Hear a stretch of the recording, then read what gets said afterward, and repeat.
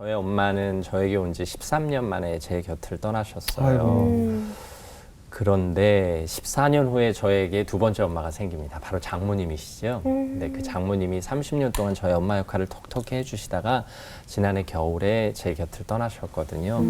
그런데 장모님이 떠나신 이후 장모님의 죽음을 애도하는 아내를 보면서 제가 13년 동안 저의 엄마였던 그분을 떠나보낼 때 그 죽음을 애도하지 못했다는 사실을 깨달았어요.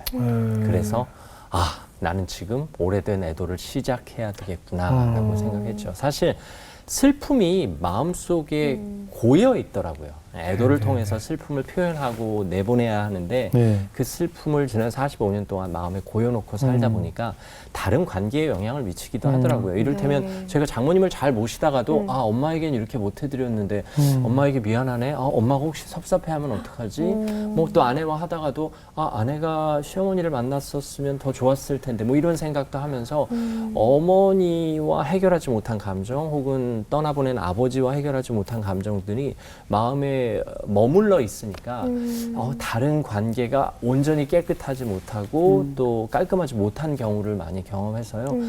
오래된 애도지만 시작해서 이제 보내드려야 한다라는 취지로 글쓰기를 해서 책으로 나왔고요. 사실 오늘 이 자리도 저의 애도의 한 과정입니다. 예전 같으면 이런 섭외 왔을 때 제가 아직 나갈 때가 아닙니다라고 고백했을 텐데 제가 오래된 애도를 하던 중이라 그러면 말하기를 통해서 어머니의 슬픔 또 아버지의 슬픔을 고백하면서 비슷한 상황에 있는 분들이 나와 함께 애도를 하셨으면 좋겠다라고 생각했어요. 책을 쓰는 마음도 사실 오래전에 저희 세대 윗분들은 부모님을 떠나보내고도 충분히 슬퍼할 기회가 없었거든요. 그리고 애도라는 단어조차 모를 때였고 그리고 이제 저희 또래 대부분들이 병든 부모님 모시면서 또 이별을 준비하고 있잖아요. 그리고 또 고향에 멀리 떨어져 계신 부모님에게 안부 전화 제대로 못하는 분들, 또 함께 살면서도 살가운 말 한마디 못하시는 분들과 함께 부모님을 생각하는 소중한 시간이 됐으면 좋겠다 하는 마음으로 책을 썼습니다. 그렇군요. 저에게 이렇게 훌륭한 애도의 시간을 주셔서 감사합니다. 근데 이런 말씀을 이렇게 내 마음속에 갖고 있는 애도의 마음도 표현할 수 있는 곳이 없으셨을 거 아니에요? 맞습니다. 그렇죠. 내가 하는 방송에서 어떻게 할수 그렇죠. 뭐 아침마당에서 제가 제 인생 이야기를 할 수도 없고 사실 어머니의 죽음 또 아버지의 죽음 또 엄마 아버지가 나에게 어떻게 해줬는지를 누군가 앞에서 얘기해 본 기억이 별로 없어요. 뭐 내일 모레면 환갑이고 뭐 어느덧 50대 후반이 됐지만 내가 한 번도 그런 이야기를 한 적이 없네. 엄마가 나를 얼마나 사랑했었는지 또 아버지가 나를 얼마나 아끼셨었는지를 누구 앞에서 고백한 적이 없기 때문에 그분들이 떠나시고 남은 해결되지 못한 슬픔이 마음에 고여 있었던 것 같아요. 그게 이제 그리움으로 표현되는데 그리움은 바로 오래된 애도가 아닐까 하는 생각을 최근에 했습니다. 우리 김정님 참 이렇게 외모 보면 굉장히 그 평창동에서 자랐을 귀공자 외아들 오냐오냐 부촌에서 3층에 있는 물건 두고 와서 다시 올라가고 뭐 이런 집에서 자라셨을 것 같은 그런 상이신데 심지어 제가 외아들이에요. 그래서 엄마 떠나시고 아버지와 둘이서만 생활하던 시간이 꽤 길었습니다. 그래서 우리 작가가 장로님 인터뷰하고 나서 마음적으로 굉장히 슬펐다고 저한테 귀뜸을 해서 그 장로님이 그럴 내용이 있을까 했는데 사람의 인생은 참 몰라요. 겉보기하고 참 모르는 것 같아요. 뭐 사실 누구나 겪는 보통의 슬픔인데 슬픔이라는 건 타인이 겪을 때는 비교가 가능하잖아요. 저 사람이 더 힘들겠다. 이 사람은 좀 덜 슬프겠다. 하지만 내가 겪을 땐 그 슬픔이 가장 큰 슬픔이거든요. 그래서 누구나 겪는 보통의 슬픔, 보편의 슬픔이지만 여러분 겪고 계신 그 슬픔을 함께 내놓으면 정말 슬픔이 증발되면서 또 다른 행복의 길을 걸을 수 있지 않을까 생각합니다. 그럼 우리 장로님의 신앙은 어머니께로부터 물려받은 건가요? 그렇죠. 정확히 말씀드리면 친가 쪽 할아버지 할머니들 할아버지 할머니께서 신앙생활 시작하셨고요. 그런데 신앙생활을 하던 아버지가 믿지 않는 엄마를 선택해서 결혼을 하십니다.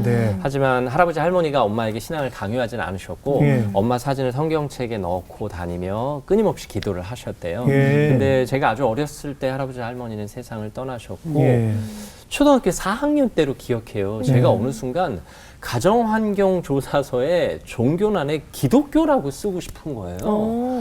그래서 제가 엄마 아빠에게 졸랐어요. 엄마 아빠 나 올해만큼은 내가 여기 기독교라고 썼으면 좋겠어요. 네. 우리 이제 교회에 다녔으면 좋겠는데 점점점 한 거예요. 근데 네. 아마 그때쯤 아버지 어머니도 비슷한 고민을 하고 계셨던 것 같아요. 1977년 5월 1일 아버지 어머니께서 교회에 나가서 예배를 드리십니다. 그리고 그 교회가 어느 교회인지 알아와서 제가 그 교회에 다니는 친구를 수소문해요. 지금도 이 이름을 기억하는데 김선욱이라는 친구에게 너 그 교회 다니지? 나 좀 그 교회 데려가줘 해서 1977년 5월 15일 제가 처음으로 한강교회 주일학교에 발을 내딛게 됩니다. 선명한 기억으로 남아있어요. 기억력이 왜 이렇게 좋으세요? 그래서 사실 적어놓으신 거 아니죠? 저에게 그 마음을 주신 것 자체가 하나님의 부르심이라고 생각해요. 네. 그 교회가 어디였어요? 한강교회 동구천동? 동구천동에 있습니다. 맞아요. 네. 지금도 있는 지금도 있습니다. 그래서 그때부터 교회 출석하셨고. 맞습니다. 그 어머님은요? 어머님께서는 그때 이후로 신앙생활을 무척 열심히 하셨어요. 제 기억 속에 저희가 8층 아파트에 살았는데 네네. 아침이면 창문을 활짝 열고 예수님 하고 소리를 지르는 모습이 기억나고요. 함께 버스를 타고 어디를 갈 때 어머니가 저를 옆자리에 안 앉히세요. 그리고 다른 빈 옆자리에 가셔서 옆에 계신 분을 전도하시던 기억이 있어요. 사실 그때는 약간 부끄럽기도 했는데 네네. 나중에 지나서 보니까 어머니에게 저런 열정이 있었구나 생각이 들었습니다. 이게 어머니가 신앙생활이 감격스러울 수밖에 없는 이유를 나중에 찾아냈는데요. 네. 제가 대학원에서 상담을 공부하던 시절에 인생의 첫 기억을 나누는 시간이 있었어요. 그러고 보니까 제 인생의 첫 기억이 선명한 거예요. 네. 1971년 12월 25일 크리스마스 아침. 어머니께서 고기에 양념이 잘 배어 있는지를 보고 계시고 아버지께서 큰 그릇을 가방에 넣고 계세요. 그때 갑자기 전화가 와요. 아버지가 전화를 받는데 표정이 이상해지시고 엄마에게 전화를 바꿔주셨는데 엄마가 눈이 갑자기 커지면서 졸도를 하세요. 그게 제 인생의 첫 기억이에요. 그리고 그날 밤으로 추정되는데 텔레비전 속에서 높은 건물이 불타오르고 그 건물에서 사람이 구조되거나 뛰어내리는 장면이 아직도 기억에 선명하게 남아있어요. 1971년 12월 25일에 바로 대연각 호텔에서 화재가 났었거든요. 맞아요. 이제 저희 어머니께서 대연각 호텔 2층에서 미장원을 운영하고 계셨어요. 근데 그 시간에 미장원 누나들이 있었어요. 그 이유가 그날 엄마와 함께 미정원 누나들이 크리스마스라고 야유회를 가기로 했었거든요. 그리고 그날이 크리스마스 날이었기 때문에 전날 미정원에서 밤을 지샌 누나들이 몇 분 계셨던 거예요. 그래서 어머니는 그날 이후에 충격을 받으셨고 미장원 다 그만두셨고 그리고 몇몇 누나들이 세상을 떠나셨거든요. 그러고 나니까 엄마가 내가 야유회 가자는 소리만 안 했어도 그 아이들이 여기 있을 텐데 하는 죄책감에 늘 시달리셨어요. 그러다 보니까 그 후로 5, 6년 만에 만나게 된 예수님이 얼마나 좋으셨을까. 그리고 그 죄책감도 덜어내고 그 좋은 예수님을 전하기 위해 얼마나 애쓰셨을까. 새벽녘에 화장실에 가다 보면 어머니 방에서 무슨 소리가 들려요. 보면 옹알옹알옹알옹알 지금 생각해보면 방언으로 뭔가 기도하고 계셨던 것이 아닌가 하는 생각이 아주 선명하게 남아있습니다. 그래서 많은 사람들이 인생의 첫 기억을 찾아보면 어두운 기억, 잿빛 기억인 경우가 있어요. 저도 그렇고. 근데 그 잿빛 기억이 내 인생을 사로잡지를 못하거든요. 그러려면 예수님을 만나거나 또 다른 행복의 기운을 찾거나 아니면 자신의 슬픔을 토로하는 그 경험이 필요하다고 생각합니다. 사실 잿빛 기억으로 내 마음에 씻을 수 없는 아픔이 있지만 그 아픔이 흉터로 남았다는 건 흉터는 더 이상 아프지 않잖아요. 그러면 그냥 흉터로 기억하고 그 기억만 간직하고 아픔은 떠나보내는 그런 지혜가 필요하지 않을까 생각합니다. 이번 오래된 애도 과정에서 이 모든 일련의 과정들이 제가 선명하게 기억하고 있다는 건 아직 떠나보내지 못했다는 거구나라고 생각하게 됐어요. 그러네요. 정말 이 과정 가운데 있으신 분들한테 엄청난 도움이 될 것 같아요. 네. 장로님께서 또 앞서서 말씀도 해주셨지만 13살 때 어머니께서 돌아가셨다고 말씀해 주셨잖아요. 그 이유가 어떤 이유인지 좀 여쭤봐도 될까요? 봄에 어머니께서 담석증 진단을 받으셨어요. 뭐 담석증은 수술하면 낫는다고 생각해서 병원에 입원을 하셔서 수술을 받으셨는데 열어보니까 암이었던 거예요. 간암이었고 여는 순간 암이 온몸에 쫙 퍼져서 더 이상 치료를 받으실 수 없었어요. 병원에서 치료를 포기했고 어머니는 집으로 오셨죠. 그리고 엄마 친구의 남편께서 한의사셨는데 이제 집으로 와서 왕진을 하면서 후속 치료를 받으셨어요. 하지만 생명을 이어가기는 쉽지 않으셨고 선명하게 기억해요. 교회에서 많은 분들이 평일에도 오셔서 기도해 주시고 찬송해 주시고 그러셨는데 그 기간이 한 서너 달 지나가면서 겨울이 됐죠. 11월 말쯤 제가 감기에 걸렸어요. 그러다 보니까 엄마 방에 잘 못 들어간 거예요. 근데 어느 날 막내 이모께서 오시더니 재훈아 너 요새 엄마 방에 안 들어간다며? 엄마가 섭섭해. 아 이모 내가 감기에 걸렸잖아요. 그래서 엄마한테 옮을까 봐 못 들어간 건데 아 엄마가 그것 때문에 섭섭했구나 하면서 제가 너무 미안한 마음이 드는 거예요. 그리고 이제 엄마한테 바로 가서 엄마 내가 감기에 걸려서 못 들어왔어. 이제 또 들어올게 했는데 그 주간 토요일이었던 것으로 기억해요. 이제 친구들이 백화점에 그 여배우 사진 있는 책받침 사러 가자고 해서 기분 전환도 할 겸 아빠에게 허락을 받고 이제 얼떨결에 따라갔어요. 그리고 이제 저녁 시간이 다 돼서 들어오는데 아버지가 갑자기 울면서 저를 방으로 데리고 가시는 거예요. 재훈아 이제 엄마에게 시간이 얼마 남지 않은 것 같아. 마음의 준비를 하자 하면서 우시는데 우는 아버지를 처음 뵀어요. 근데 어떻게 내가 엄마한테 얘기해야지 하는 걸 저는 아주 어리니까 몰랐죠. 그리고 엄마 방에 들어가서 엄마를 물끄러미 바라보다 엄마 괜찮아? 하는데 엄마는 이미 의사소통이 잘 안 되는 상황이었어요. 근데 그날 밤은 무사히 넘기셨고 주일도 지나고 월요일에 학교를 갔다 왔어요. 근데 아빠가 다시 한번 저를 부르시더니 이번에는 크게 우시는 거예요.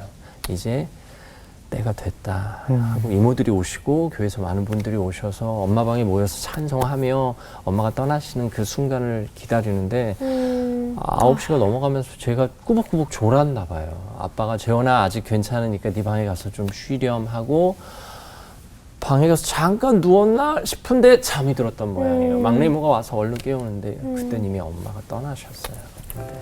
엄마 옆에 앉아 있는데 엄마가 눈을 미처 못 감고 계셔서 목사님이 아들이 눈을 감겨드려야 해 하고 말씀하셔서 엄마 눈을 싹 감겨드리는데 사실 제가 뭘 알았겠어요. 근데 이제 간이 안 좋으셨으니까 황달을 앓고 계셔서 어머니의 피부가 유독 노란 거예요.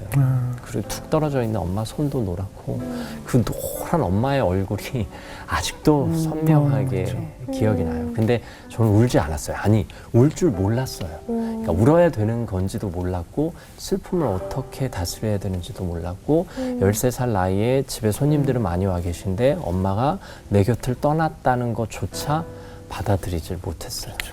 그때만 해도 집에서 장례식을 했거든요. 그래서 그때 바로 장례식이 치러졌는데 그 즈음에 제가 해외 토픽에서 18시간 만에 살아난 사람 이야기를 들었어요. 관을 뚝뚝뚝뚝 두드리고 나왔다는 얘기가 그때 기억이 나는 거예요.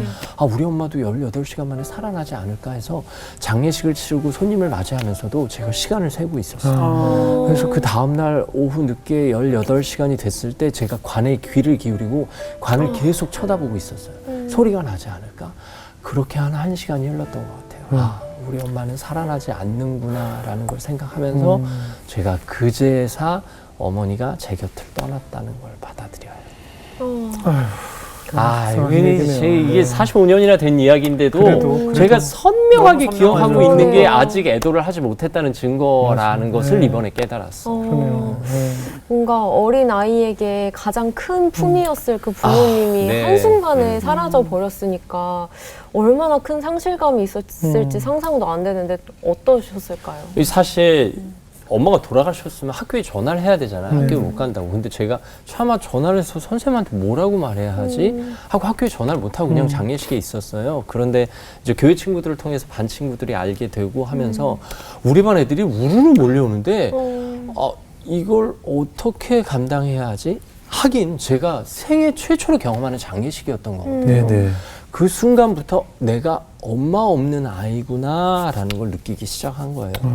어떻게 장례식을 치르고 정말 어떻게 흘러갔는지도 모르고 이제 주일이 돼서 교회를 갔는데 예배 끝나고 전사님이 저를 앞으로 부르시더니 재원이 엄마가 돌아가셨다. 우리 재원이가 외롭지 않게 씩씩하게 잘 살아가도록 기도를 해주자 하면서 전체 중고등부가 통성으로 기도를 하는데 이건 뭐지? 하면서 이게 축복이고 감사한 순간이라는 건 알겠지만 너무 창피한 거예요. 나는 이제 누군가 앞에서 엄마 없는 아이로 공포가 됐구나 하는 그 느낌이 마음 한구석에 싸한 감정으로 도착했어요.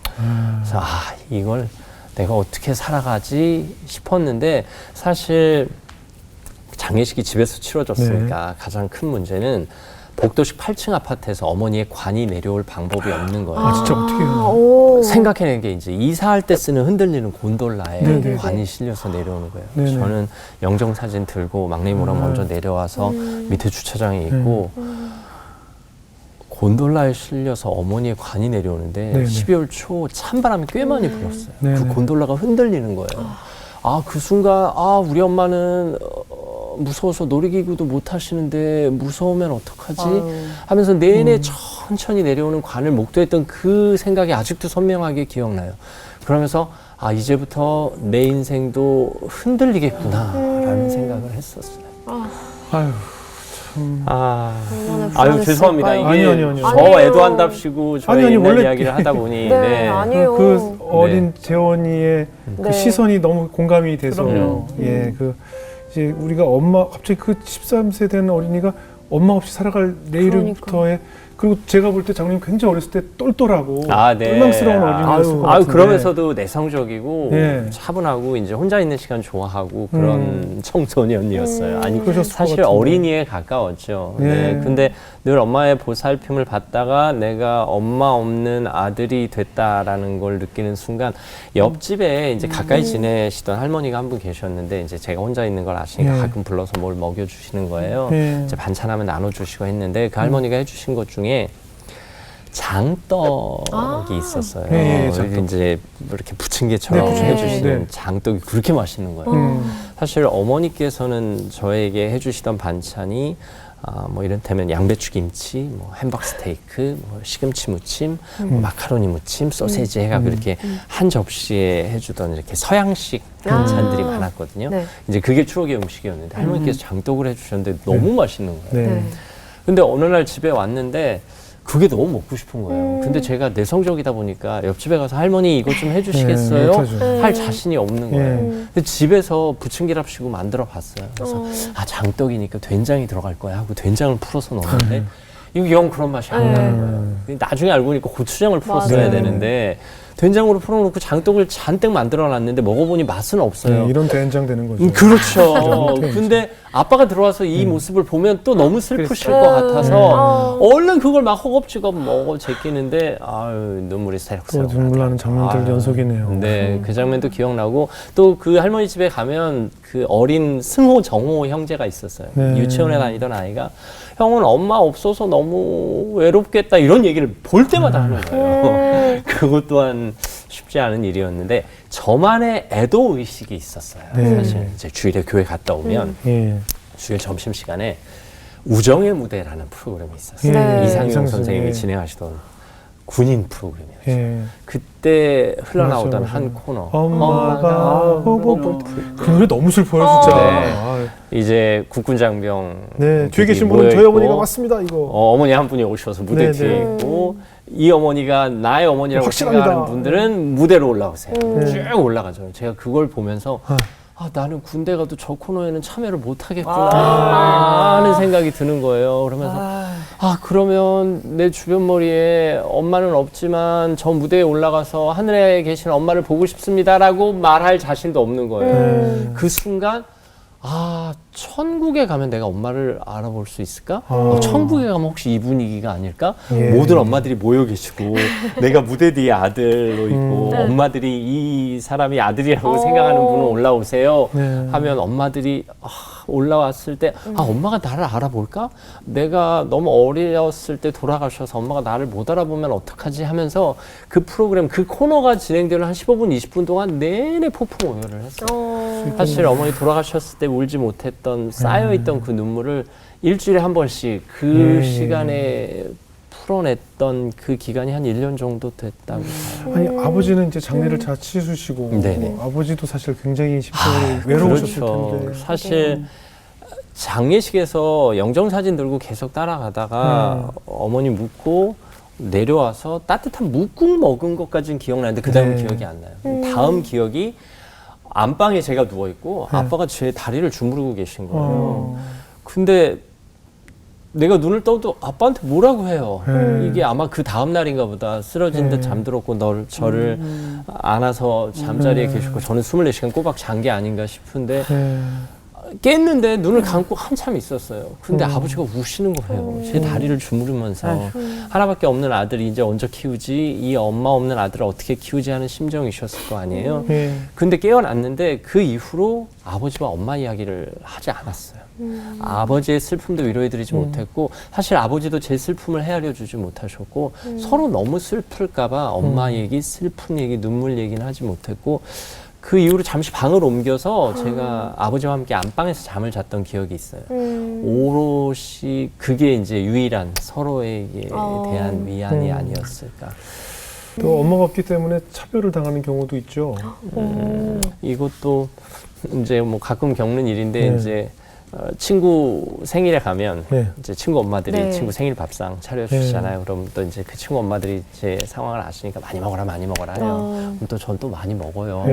오랜만에 엄마 밥상을 받은 거니까 매번 아빠 밥상만 받다가 이제 아빠 밥상에는 사실 한계가 있거든요. 근데 아빠가 저를 사랑해 주시는 건 분명해요. 매일 아침 도시락 싸주시고 근데 그 도시락 반찬이 매일 계란말이였어요.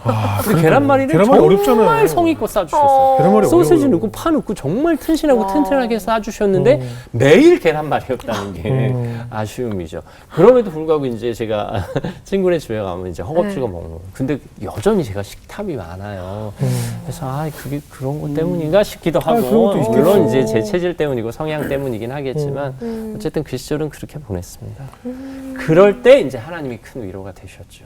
그래서 교회 중고등부 열심히 다녔고요. 교회 중고 다니면서 펼쳐지는 그 모든 일들이 이게 엄마가 신앙의 유산을 나에게 물려줬기 때문에 내가 위로를 받는구나 하는 생각을 하게 됐습니다. 결정적으로 이제 그 다음에 여름 수련회를 갔어요. 그런데 전도사님이 예수님을 마음에 영접하면 하나님의 자녀가 되는 특권을 주신다는 거예요. 난 엄마도 없는데 내가 예수님을 영접하면 하나님의 자녀가 된다고 하는 생각을 하게 된 거죠. 그럼 저 영접할래요 하고 덥석 영접을 했어요. 그 순간 구원의 확신이 들면서 이거 뭐지? 이 든든함은 뭐지? 하는 생각을 했어요. 근데 제가 워낙 이성적인 편이어서 그런 거 쉽게 못 받아들이거든요. 근데 그 순간에는 십자가에서 내 죄를 위해 달려 돌아가신 예수님이 인정이 되고 그다음에 예수님을 내 마음에 모셔서 예수님 제 삶을 앞으로 주관해 주세요라는 고백이 저절로 나오더라고요. 그리고 그 다음부터는 뭔가 모를 든든함이 생긴 거죠. 그게 복음이라는 사실을 그리고 그게 내 생애를 쭉 이끌어갈 원동력이 될 거라는 걸 그때만 해도 몰랐죠. 하나님이 함께 해주셔서 제가 이렇게 위로받고 어머니 돌아가신 후에도 45년을 든든하게 이렇게 잘 컸습니다. 오늘 안 나오셨으면 큰일 날 뻔했어. 그러게요. 제가 눈앞에서도 이런 이야기를 한 경험이 없기 때문에 저에게는 아주 훌륭한 애도가 됩니다. 제가 이렇게 뭔가 질문을 하려고 그러면 가이드를 바로 해주세요. 독심술이 있으셔. 제가 뭘 보고 있는 것도 아닌데. 그냥 뭐 저희 뭐 아침마다 방청객 아주머니처럼 지금 오늘 거의 원의 마당이에요 지금. 죄송합니다. 우리 저 시가 있더라고요. 정재봉 시인의 엄마가 휴가를 나온다면 시가 있어서 이거 우리 지은 자매가 따뜻한 목소리로 좀 엄마처럼 읽어주시면 안 돼요? 엄마처럼 제가 한번 읽어보겠습니다. 하늘나라에 가 계시는 엄마가 하루 휴가를 얻어 오신다면 아니. 반나절 반 시간도 안 된다면 단 5분. 그래, 5분만 온데도 나는 원이 없겠다. 얼른 엄마 품속에 들어가 엄마와 눈맞춤을 하고 젖가슴을 만지고 그리고 한 번만이라도 엄마 하고 소리내어 불러보고 숨겨놓은 세상사 중 딱 한 가지 억울했던 그 일을 일러바치고 엉엉 울겠다. 네, 이런 시. 진짜 눈물 난다 이거는. 사실 제가 제일 좋아하는 시예요. 근데 제가 인터뷰 때 작가님께 이 말씀을 안 드렸는데 어떻게 기가 막히게 찾아내셨네요. 저번에 독심술이 있어서.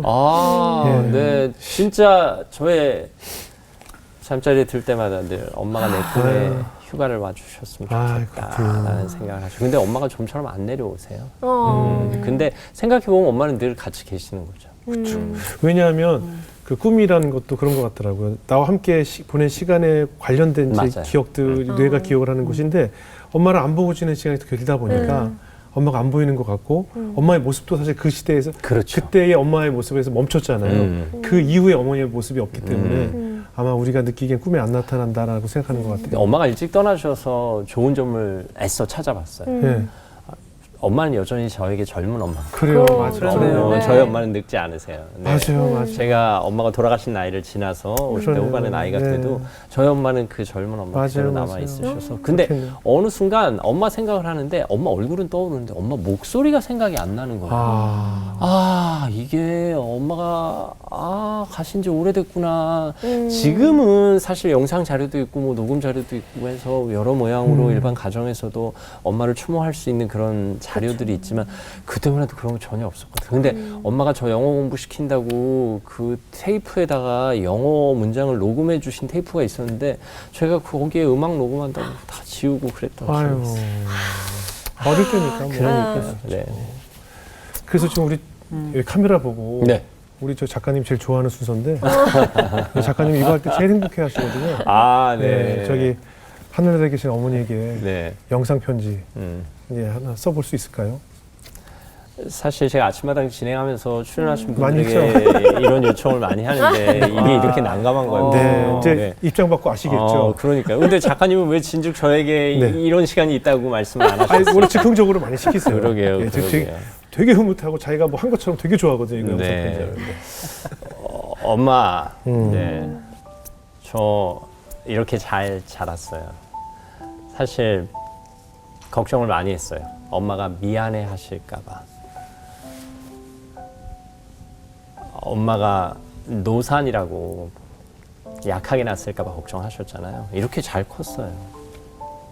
그리고 엄마가 일찍 내 곁을 떠나서 혼자 심심할까봐 걱정하셨죠. 하나님 보내주신 좋은 믿음의 친구들 덕분에 전혀 외롭지 않았어요. 이렇게 잘 컸어요. 그리고 엄마가 나에게 맛있는 거 못 해줬을까봐 미안해 하셨죠. 괜찮아요. 여전히 식탐은 맞지만 여기저기서 맛있는 거 잘 먹고 다녀요. 그리고 엄마가 물려준 신앙의 유산 때문에 하나님 일찍 알게 되고 또 예수님 내 마음에 모셔서 하나님의 자녀로 이렇게 씩씩하게 잘 자라고 있습니다. 엄마, 언젠가 제가 하늘나라에 가서 만나 뵐 때 저를 알아봐 주시고 저를 포옹해 주신다면 제가 그 순간을 기다리며 이 세상 또 열심히 살아가겠습니다. 엄마, 처음 하는 것 같아요, 이런 말. 엄마, 사랑합니다.